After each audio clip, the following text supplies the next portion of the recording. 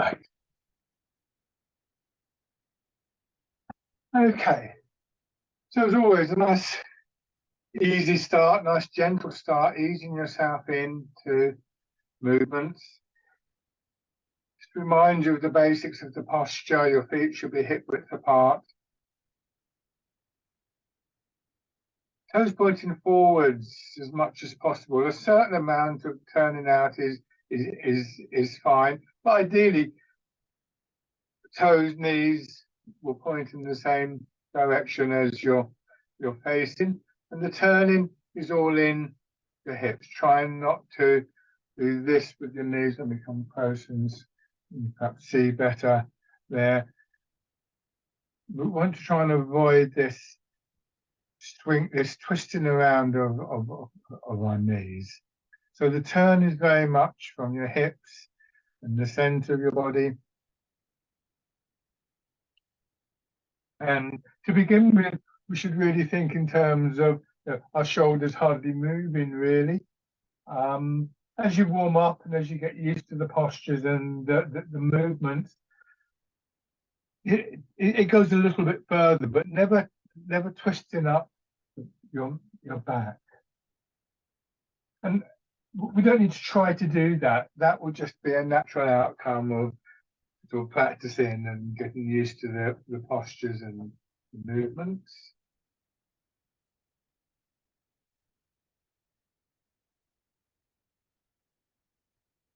Just feel that the weight of your upper body drains down through your legs. With your weight forwards, you can just let your hips drop back, and it's almost like you've just sort of been out for a walk and you've just rested your hips, your buttocks on a fence or a wall, just to rest. The difference there would be that actually, as we sink back, our pelvis is tucked under, so that keeps our weight a little bit forwards. And so we're trying to avoid very stiff-legged postures. We want to keep joints like the knees very soft, be aware of the space within them. And that always takes a little bit of a time of practice, because when you do that, you're asking the muscles of your legs to work a little bit harder. So they want to get comfortable. And yeah, it's just time conditioning the muscles. A useful idea to begin with is that you have a sort of like center line, a central pole, and that you're turning around that. One of the images often used in Tai Chi is that this is like a weather vane blowing in the breeze. So this is a very light movement. And one of the ideas is to create a sort of environment within our body where we're not resisting our own movements.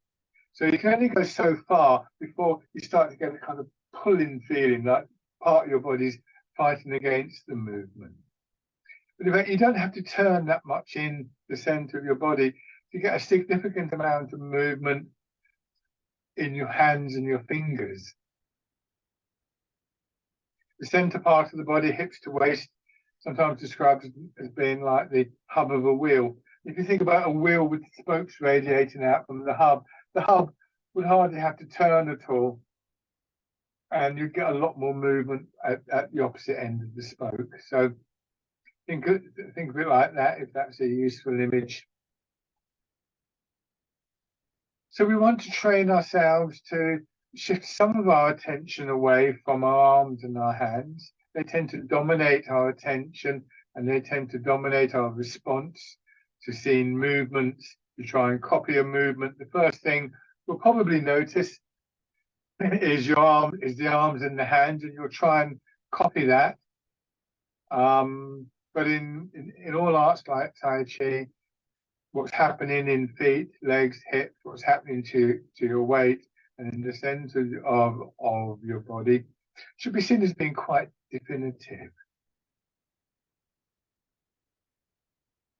Some of these ideas and images, although they're very useful, and they're always useful at any level to go through, right at the beginning of a session, just to remind us of the real basics of the art, will they will eventually become less certain, less definite. So, for instance, the idea of the central pole that you're turning around, obviously that's not true. We don't have that in our body. What we have is a center part of our body, but it's not separate from the rest of the body. And so eventually what happens is we do feel the movement there. But what we shouldn't be trying to do is to make it happen. Things like that are a natural outcome of practice, just time and practice. And so if you're doing this and you think, well, hold on, I am getting movement in there, as long as it feels comfortable, that's fine.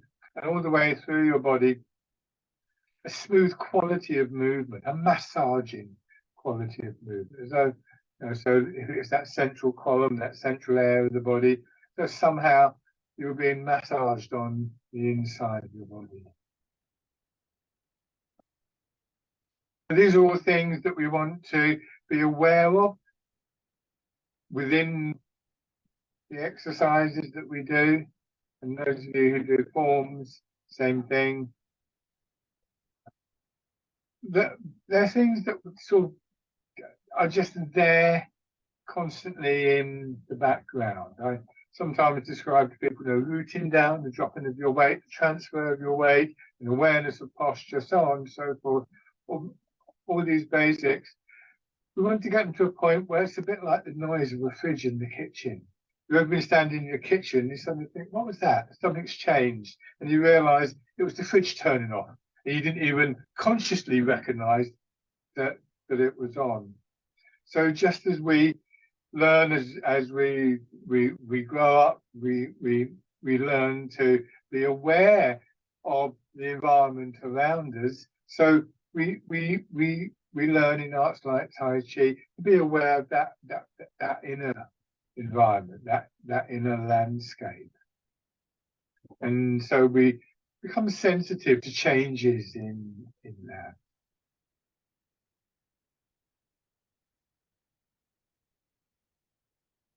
And then just turn your hands palm up and raise them up a little bit. Go back so the things don't disappear. Here your arms are held in a fixed position, but feel the weight of your arms on your shoulders. And it's perhaps easier to see how that turning in the center part of your body moves your arms for you when you do this.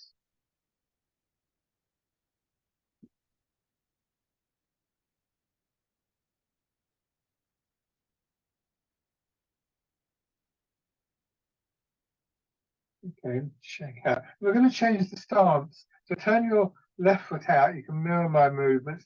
Step straight forward with your right foot. And you've got to kind of square. You're on the diagonal corners of the square. And like in the first movement, you're turning in the center of your body. But now you're moving your weight as well. And ideally, what you're doing is you're turning towards the direction that the foot you're moving into is facing. So when I'm on the back foot, I'm facing this way. When I'm on the front foot, I'm facing forwards. You may find that you're turning the opposite way. If you are, don't force yourself to turn this way, because it may be that there's tightness in your hip or your back or your knee that's pushing you around the other way. And what you don't want to do is to force that. You don't want to push into that tension. But at least be aware that that's what's going on. Be aware of the difference. More experienced people, you can actually sort of choose to play around with it if you want to.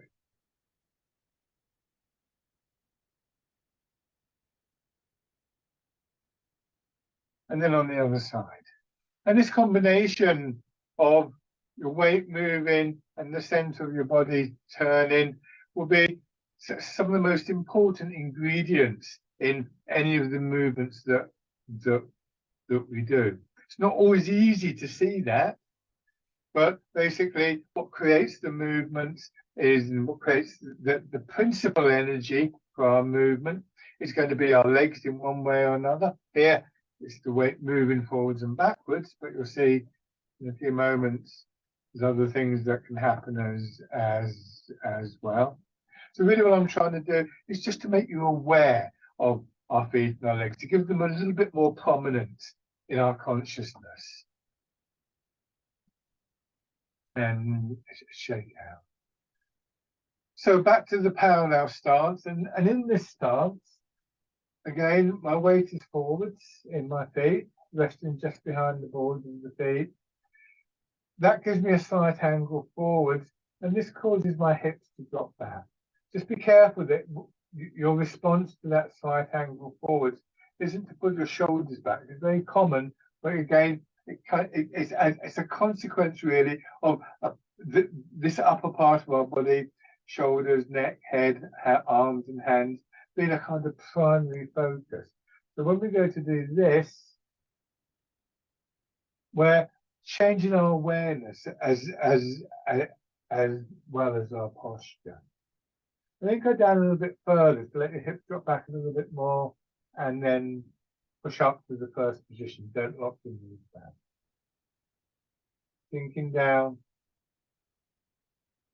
And at a certain point, you'll find that your legs will just push you back up. So don't get fanatical about this. Don't bend the knees too much because you could damage your knees. Just dropping down gently until you feel that push up. It's almost like the ground will pushing you back. Of course, it's the legs that are doing that, but you get this sense of a movement, an energy as a result of that movement going up and down through your body.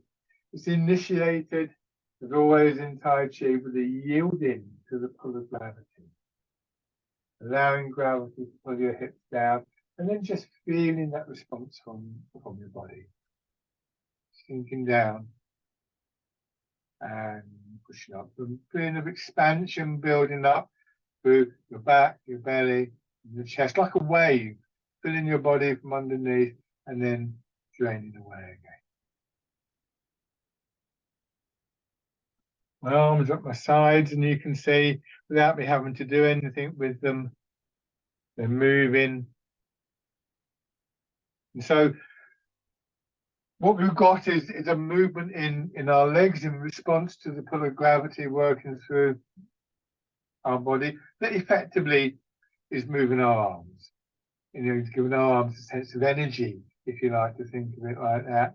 And then without losing that, just bring your hands around as though you're cradling the ball, pushing up, turning your hands over so they're resting on top of the ball, and sink your hips as though you're pushing the ball down. So the primary intent in this exercise is to look at this process of allowing our center of gravity to drop, not forcing ourselves down.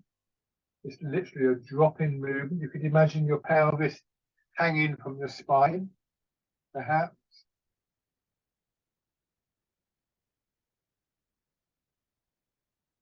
Hence the name of the exercise, rooting down. Rooting down gives your posture stability. The lower your center of gravity, the more stable you are. And as you can see from this exercise, the rooting down is the movement that initiates the process that ends up with you being pushed up. So it's quite an important exercise because it encapsulates in one simple movement one of the primary sort of cycles of movement, cycles of energy that we use. Breathing is just very soft.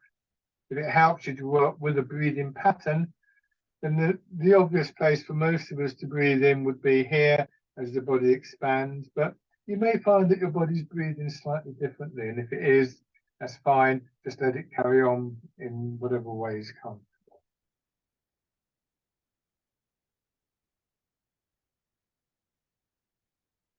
And a nice, smooth, calm quality to the movement.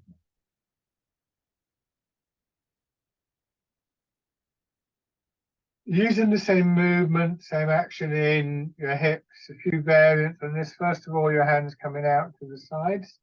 This is the movement of the wild goose. So if the image of the bird in flight, maybe the grace of that, the fluidity of that, offers some kind of quality, then that can begin to build within the movement. And we use a great deal of imagery in Tai Chi, one way or another. Not all the images are likely to work for you. Where they do, just make sure you don't get distracted by them. The idea is not to imagine you're a bird and think, oh, wouldn't it be nice to be up in the air flying around or something like that, but rather to have a sense of how you might imagine that feels and using that imagery to stimulate a movement within your body or a style of movement within your body. Other things we can use, you can watch what I'm doing, imagine yourself moving in that way. If you've done this before, you can cast your mind back to how it felt before. So there's various ways in which mind and body interact. Now letting your hands drop down, crossing in front of your belly, pushing up, expanding, and contracting. A full circle now with your fingers. This is the movement part in the clouds. And the image here always puts me in mind of one of those days where there's lots of cloud and then suddenly there's a break in the cloud and the sun comes out. It's always associated with this sort of opening up, this more expansive feeling. But you'll notice, and again, I'm going to come closer, I want you to see this, that what you see where my hand goes to, just notice the bend in my elbow, my shoulder's still down. What I'm not wanting to do is to get here and kind of go like this, because everything gets thrown out there. One of the things that can help to guide us is that quality of movement. In the past movements, I've talked about this idea of a massaging quality, a smoothness, a flow. It's generally, I think, a bit more difficult to get with the slower movements, but it's one of our sort of aims. Now, this time, just on one side of your body, pulling your fingers up, and then your elbow drops down. At the top of the movement, you wind your arm around, so you're plucking something off a tree and pull down. This is Dragon Plucks the Stars from the Sky.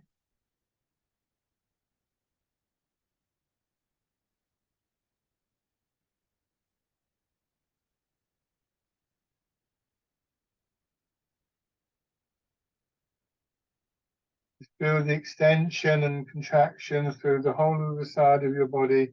On one side, don't rush, finish off the movement, change to the other side.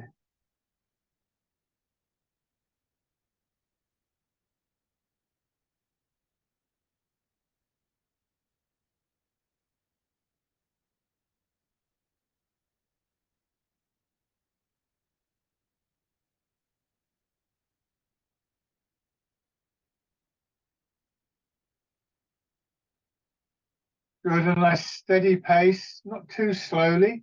If you go too slowly, then you'll probably speed up. So just look for that rhythm, pace of movement that allows you to maintain the steadiness of the movement.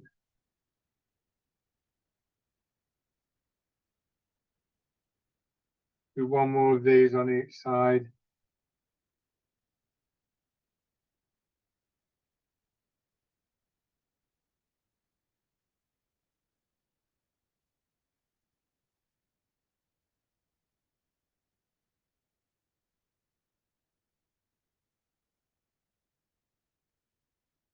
Your arms rest. Feel the weight of your arms hanging from your body.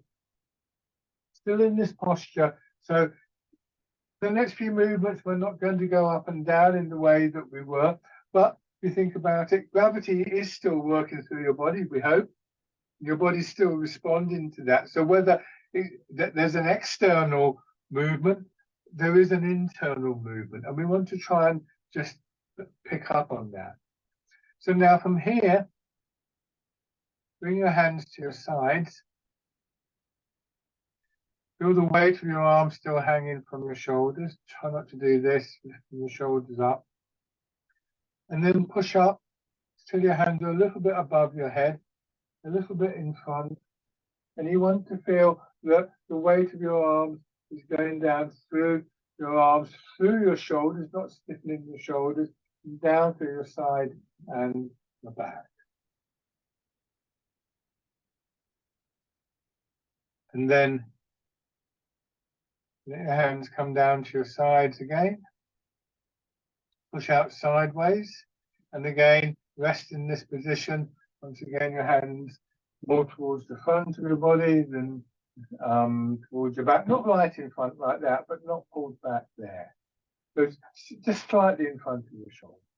Again, feeling the weight and seeing if you can find a position where that weight is carried by your legs rather than by your shoulders. And then come back. So just those two movements, alternating them. And don't feel that you have to find the exact position. It's nice if you can, but you want to be able to have an idea that it's possible and an intent that you're going to find that position, and that will just gradually bring you closer to it. And that means that the quality of the movement that gets close to it will gradually improve. Complete each stage of the movement. And at the completion of each stage of the movement, there's just that slight moment that I've taken to describe as being like a comma in a sentence, a moment of punctuation. You're not rushing ahead into the next movement.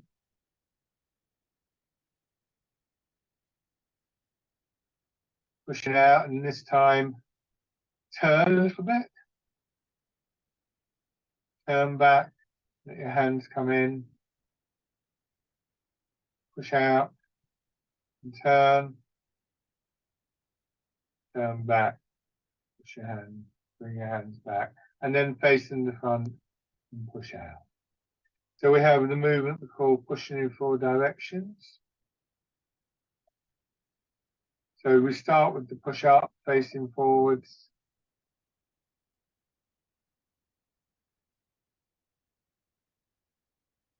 And then you push out sideways and you begin to turn in your hips. Second direction. Third direction is the same, but the opposite way. In the fourth direction, we come back to facing forward, but this time with the sideways push.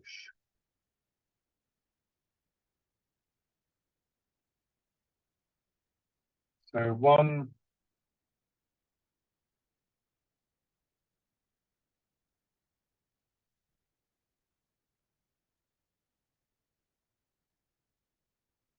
2.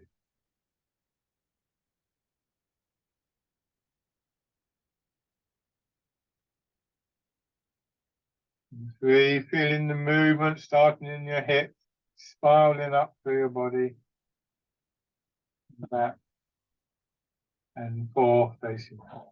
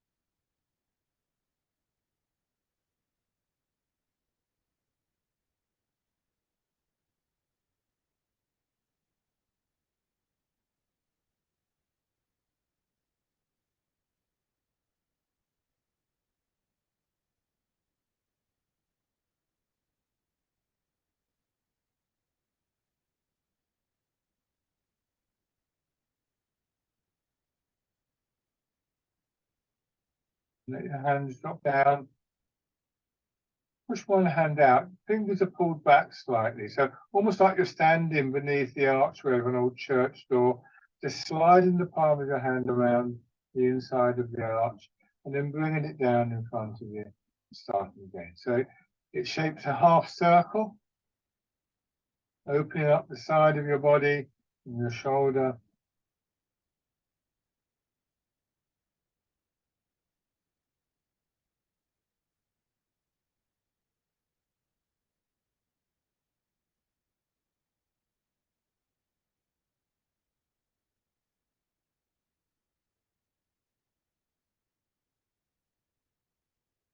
And then if it's comfortable for you, you just add the turn here, bring your arm across slightly, but not pulling on your shoulder or your hip.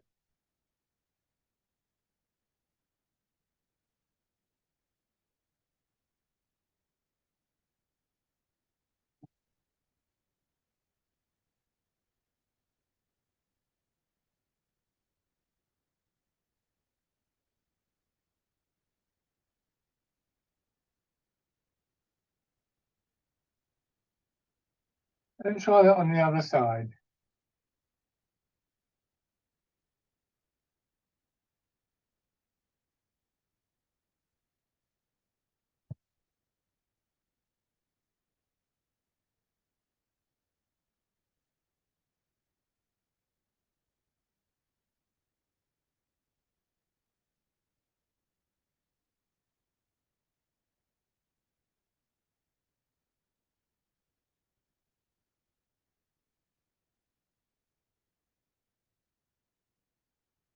Once again, if it's comfortable, add in the turn.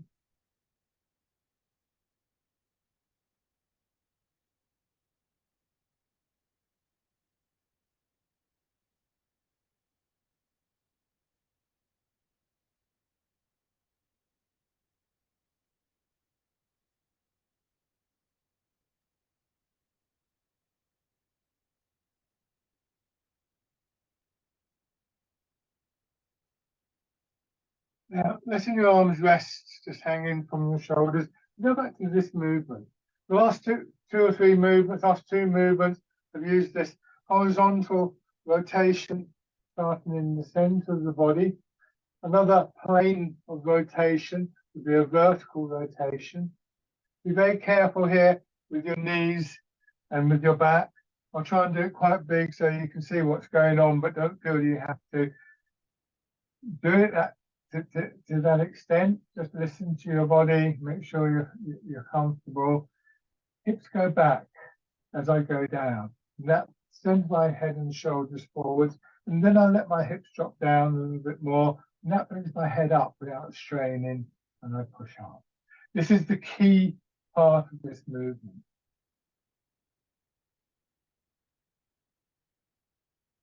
Think about how you're coming back up to the vertical position, trying to do so without straining. And this time, your arms will follow the movement. And so they'll also get sent forwards by your hips. You hang down. This is rowing a boat in the middle of the lake.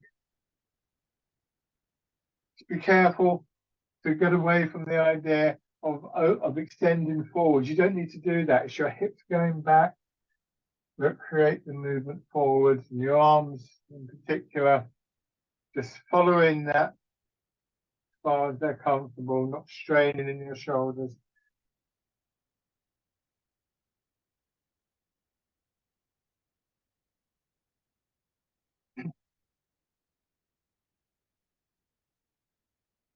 Do one more of these.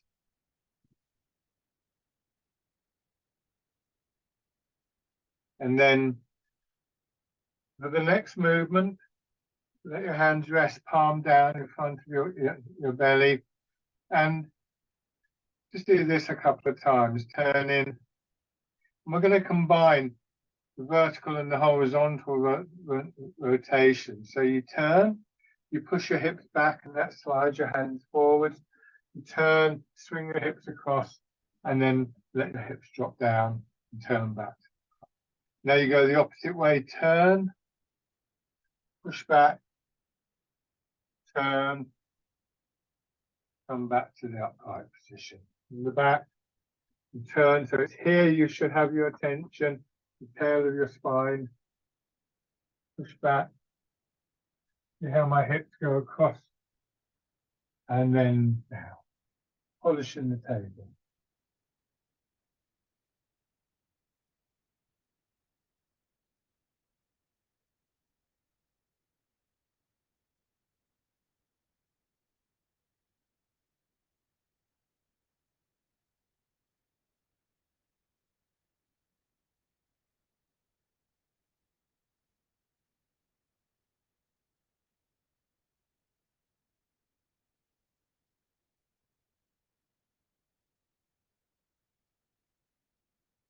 One more time. And then come back to the upright position. Let your arms hang down again. And once again, just gently turning. Let your shoulders loosen up, your back loosen up. Because although in theory they shouldn't have tightened up while we were doing those exercises, in practice they quite often do. It just gives them a chance to ease out. Now, just let your hands come to rest, hanging down by your sides. Take a couple of slow, gentle breaths. And shake out. So that first section of the class, those first exercises, uses our legs and later our hips and our waist to create the movement, the energy that our arms are going to express. Think of your arms giving a shape to the movement that's already there, rather than them having to do too much work in terms of creating the actual movement. One of the images, as I've said, is this idea of moving through water. And that's an interesting one because when we're working against some kind of resistance, another interesting image is pushing a supermarket trolley. The way our body moves naturally changes when there's resistance there. If you've ever had to go and open the door expecting it to open easily, you just put your hand on the handle, you pull a little bit, it's like it's not opening. So your body will naturally adjust. And one of the things that we're trying to do with all of the movements in Tai Chi is to get that sense of the whole body moving as one unit, really body and mind working as one unit in everything that we do. It's a much more efficient way of working. It's a much more connected way of working. You know, it's that which gives Tai Chi its sense of total movement. It's that allows the arms to soften when we're in movement. If our arms are doing too much, then eventually they'll become stiff and tired. Like if you spend a long time typing at a computer, after a while your fingers are seizing up. So to get the correct movement and the flow of the movement in our arms, we initially focus on feet, legs, and in particular this center part of the body. Okay, put one foot forwards once again. Just thinking once again about the stance. Hip width is the ideal stance. It's our basic training stance. Feet too close together and it become a bit wobbly. Too wide apart and A, the legs get tired, and B, it can be a bit wobbly forwards and backwards. I mean, you can do both. You can do both stances at times, and at times we would do. But this is the basic training stance. And when I turn my left, well, it'll be your left foot, my right foot out, and I step forward, notice where my left foot is. And when I go forwards, it hasn't come in. It stayed out there. So we maintain the hip width. The length is at least the same as the hip width, maybe just a little bit more. So there. You can imagine you've got a square paving slab, and what you are is standing on the opposite corners of the paving slab. So once again, this gives you the best chance of maintaining a degree of stability in the movement. If I was like this, I'd be kind of wobbling around like that, and you can, everything would stiffen up. Front toes point straight ahead, Back toes are turned out, not a set angle, a comfortable angle. And then just begin to move your weight forwards and backwards. So the front knee softens, your weight gets drawn in into your foot, and you stop when your knee is above the ball of the foot. So you've got about 60% of your weight is all in your leg. As you go back, same thing, the back knee will bend a little bit. Move your weight back until the knee's directly above the ball of the foot. You may have a bit more weight, maybe 70% there. And just slowly now begin to transfer your weight. You could think of this, and I think this is a good way to start, that when you're on your back leg, you give a little push. It's like you're pushing yourself forwards and down into the front leg, and then backwards and down into your back leg.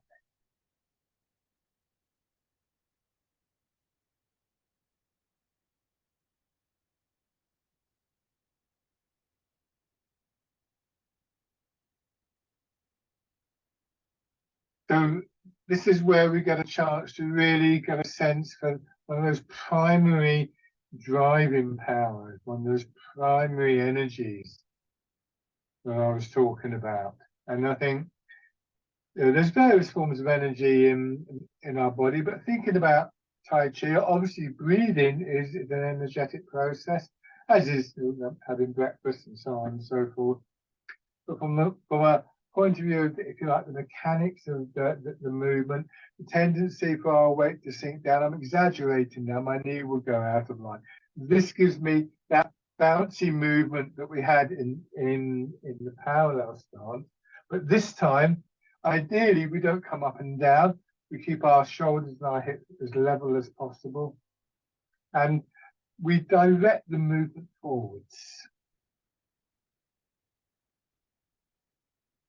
As you get more used to Tai Chi and the way that we work, you'll realize that the center of the body is very significant. It can go up and down, or it can go forwards and backwards. And the guide to this is your intent.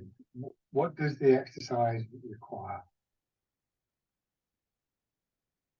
And the focus in the message that goes out to the body goes out through the center of the body, the hub of the wheel once again.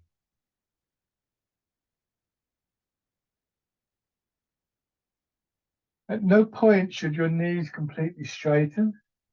So here, when I'm on my back leg, still got a little curve in the knee there, so the leg is ready to receive the weight.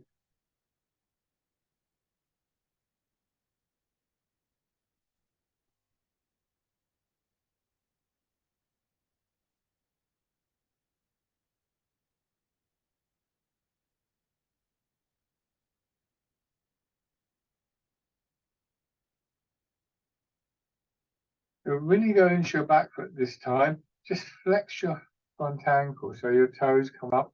And you find a little bit more of your weight will drop back. Go forwards, and this time you'll notice that I do have my foot turned out slightly. You go forwards, and when you've got 60% in your front leg, you push the back knee forwards. And that means more of your weight goes into your front foot, the heel comes up. So now we're gradually putting more and more of our weight through the leg that we're moving towards. So for instance, if I get a stick, yeah, you can see that. What I don't want to do, actually there's a better one I can show you. You see it more easily with this one, I think. Longer for a start.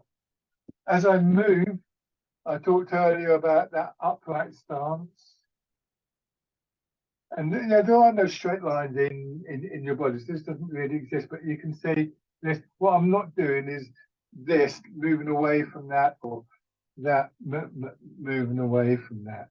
So to see if you can remember the feeling of your body coming into a better line. And then when you get over the front leg this time, sink down and draw your back foot in, push back and out to the sides, put the heel down, move the weight back. Now, same thing with the front foot. And if you look at the pattern in my feet, you'll see that there's a curving movement. It's a quarter of a circle in towards the other leg and back out to hip width. In towards the other leg, back out to hip width.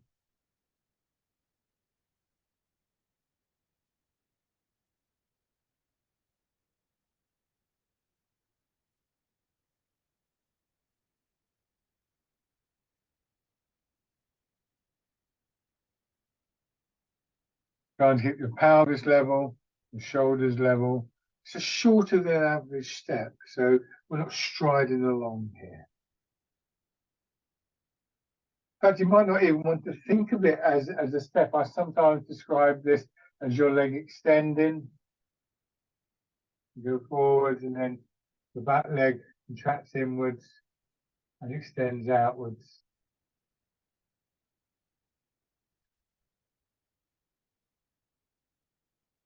Imagine you're walking on thin ice.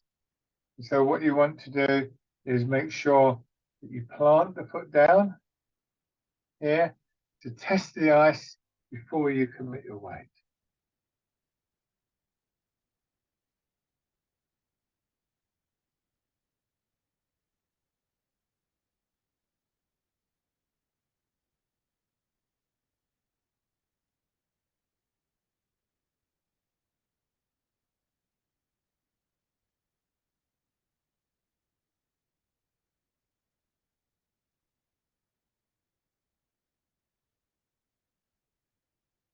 Good. And then on the other side, so turn your right foot out, step forwards, just check your stance, and then transferring your weight. Again, you're only getting about 60% of your weight in the front leg currently, 70% in back. Find as much as possible to face forwards, so slightly out then, and to keep your shoulders and your hips parallel. Remember that a very common habit when we go to move, to take a step or something like that, is to lean forward slightly with our shoulders. It's a good way of building up momentum and so on. But it's not what we're trying to do here.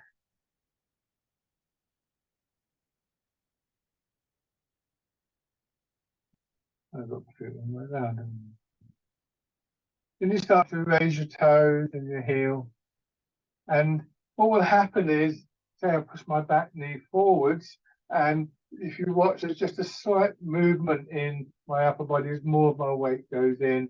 Same thing, when I flex my front foot, my weight goes back. I drop down a little bit. And again, what I want to avoid is this, or leaning backwards, because then gravity starts to pull me over.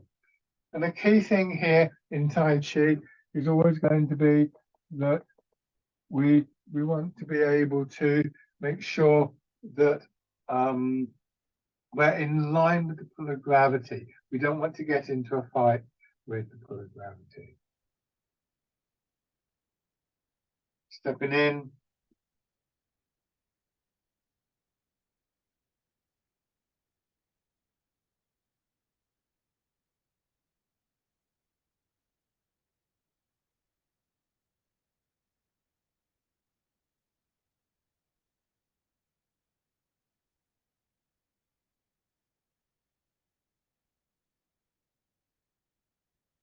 And then take a step all the way through. Doesn't matter whether you're just going in whichever direction you have the space.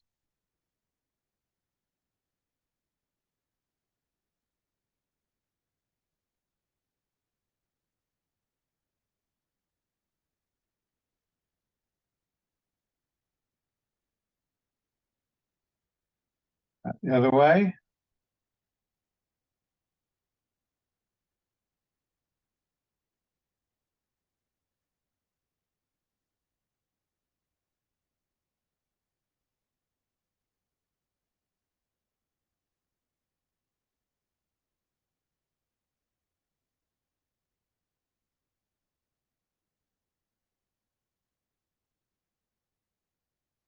and shape.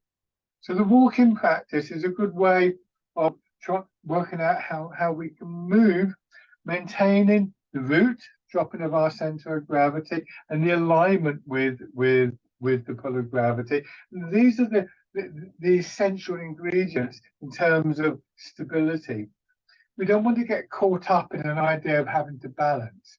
If I do happen to stand on one leg here, I would argue that I'm stable here. I only need to balance if I start to go out of line. Now I've got to start moving my arms and leg around to stop myself falling over. But here, if I can achieve stability, I can put that arm out there or that arm there, or I can extend the leg, and it doesn't throw me off. If I was balancing and I did this, I would fall over. So it sounds like playful semantics, but actually it's quite interesting to reframe that particular issue, that we align ourselves with the pull of gravity, we drop our center of gravity, and I suppose almost like a tree puts down roots. Trees don't balance on the earth. Now have your right foot forward, so mirror my movements. We'll do a series of exercises using this movement of the weight. The first one, arms are at the sides, I move my weight forwards and my hands just follow the movement, swinging through a little bit and then back. Not too far. Again, if my arms go right out there, it starts to pull me offline. So your arms are literally following the movement, maintaining the shape, feeling the movement through your legs and then through your back, like a wave flowing through your body. But with a sense of intent all the way through your body, and especially in your arm. It's called fisherman cast net. So you're sort of throwing something out. If the image doesn't really help you, which it may not, because quite often we don't get to throw nets around, think of something like this. You're going to throw a sheet over a bed, or you're going to roll a carpet out. You wouldn't just stand there, you get that sort of sweeping movement in. And it's got some of those qualities about it. Very soft feeling, again, a massaging feeling in your shoulder joint.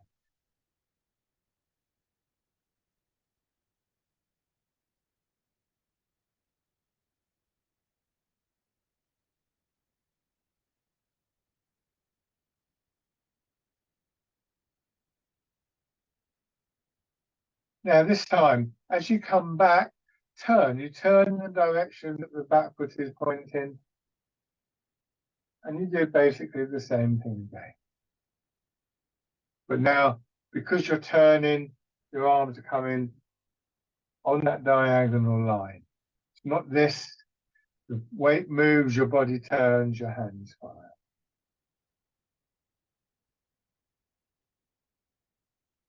And they're swinging downwards and upwards slightly. So there's the beginning of a circular movement there. And this time you go into your back foot, you just let the arms continue until they reach shoulder height. You go forwards and you turn. The hands naturally come down across your front hip, turn a little bit further, and then back. Making a kind of figure of 8 or infinity sign shape with your fingers. As much as possible, the palms of your hands face in the direction of movement. So here, your arms will rotate and rotate again. Rotate so they're palm up, and then rotate so that they're palm down.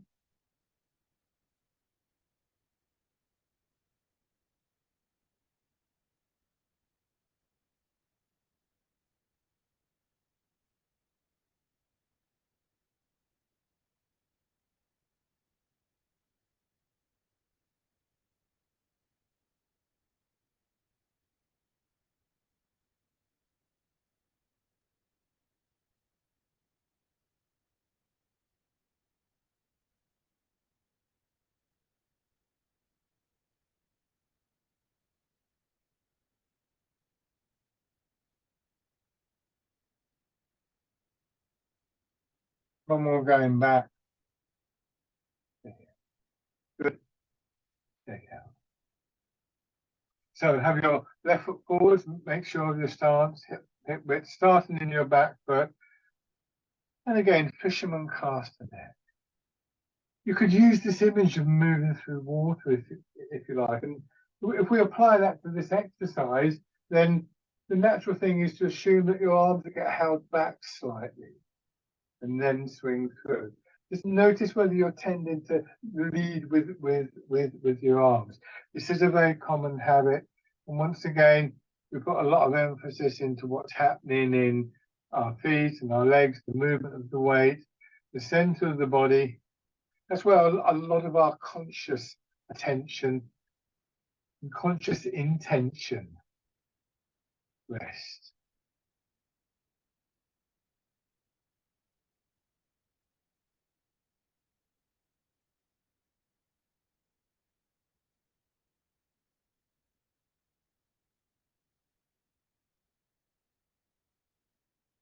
And then turning.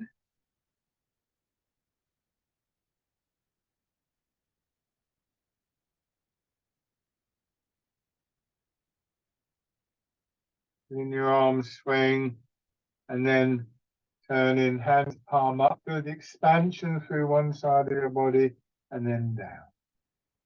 And again, as you turn through the expansion through your left and back. We've already done a couple of exercises. Dragon plucks the stars from the sky, and that circling palm exercise, where there's been a very specific focus into one side of the body. So those of you more experienced, sometimes you'll find that you can actually build movements like this by remembering the feeling of other movements. That too gets focused into your intent. So intent can be guided by all sorts of things, by an awareness of the pattern, of course, your thinking, if you like, by imagery, by memory.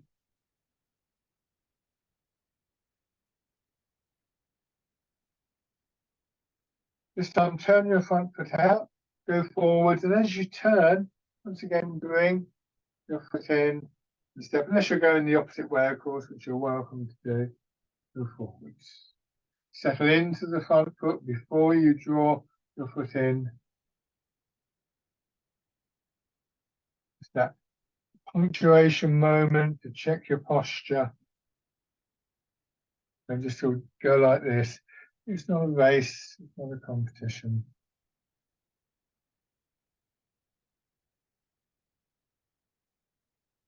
And change direction.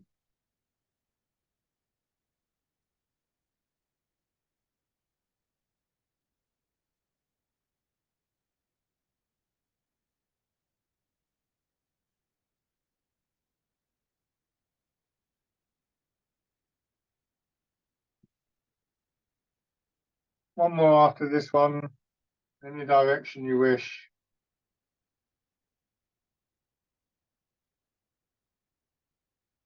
Lovely. And shake out.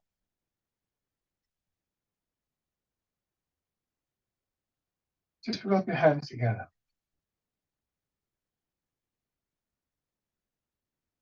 Tapping over your face.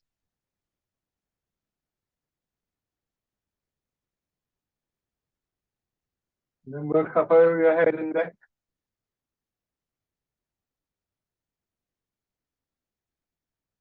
Down to one shoulder.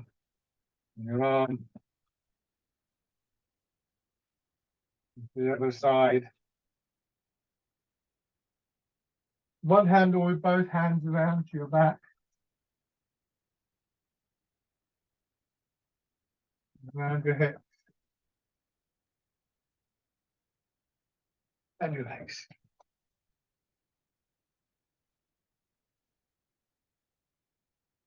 Now light on your belly and onto the upper part of your chest. So some of those movements are quite challenging to maintain this basic posture and the feeling, mind and body associated with that. So Just coming back to standing, the last exercise in a way that shows how we're able to get back to that. You sink down, and then as you push up, your hands come out a little bit like the wild goose. At the top of the movement, they come around as though you're going to hold the ball against your chest. Then you draw the hands in, and again, just like one of the earlier movements, you sink down, press in. This is called Embrace Tiger, Return to the Mountain. So the emphasis on that sense of coming back to this more centered, calmer position. Breathing again, nice and steady, just following whatever pattern of breathing works well for you.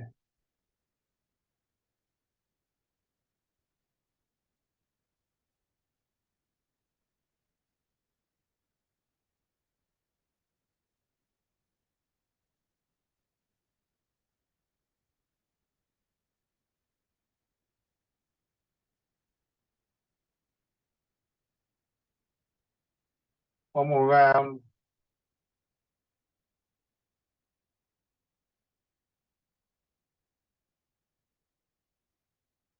And